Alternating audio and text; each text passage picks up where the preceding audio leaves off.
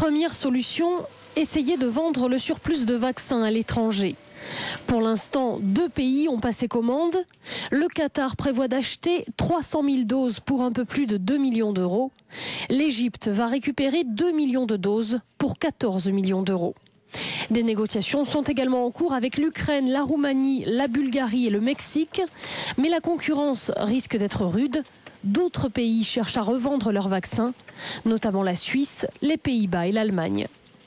Une autre solution consisterait à renégocier les contrats qui ont été passés avec les laboratoires pharmaceutiques. 4 ont fourni les 94 millions de doses de vaccins. Le français Sanofi, le britannique GSK, le suisse Novartis et l'américain Baxter.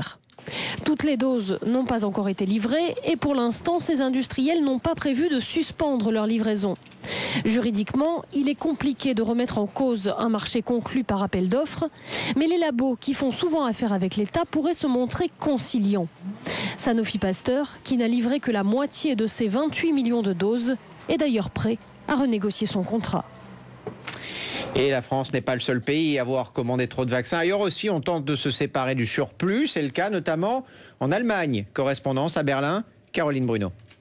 C'est seulement en décembre, en fait, quand il est devenu évident qu'une seule dose suffisait pour vacciner les gens, que l'Allemagne a commencé à vouloir revendre les vaccins surnuméraires. Alors, elle a eu des contrats différents de la France avec les laboratoires pharmaceutiques et donc elle avait des options, en fait, selon le nombre de vaccins afin d'ajuster à la population. Alors, elle est déjà en train, en fait, de revenir sur les contrats pour ne recevoir que 25 millions de doses. Elle en a déjà reçu 18 millions. Alors, pour le reste des vaccins, eh bien, elle est déjà, en fait, en négociation avec des pays comme la Moldavie, l'Ukraine ou la Mongolie afin de revendre ces doses en surnombre pour un prix de 7 € alors qu'elle avait payé 8 €. Mais à cause de la concurrence de la France par exemple ou de l'Espagne, eh bien le prix risque de baisser et tout le monde risque de perdre beaucoup d'argent.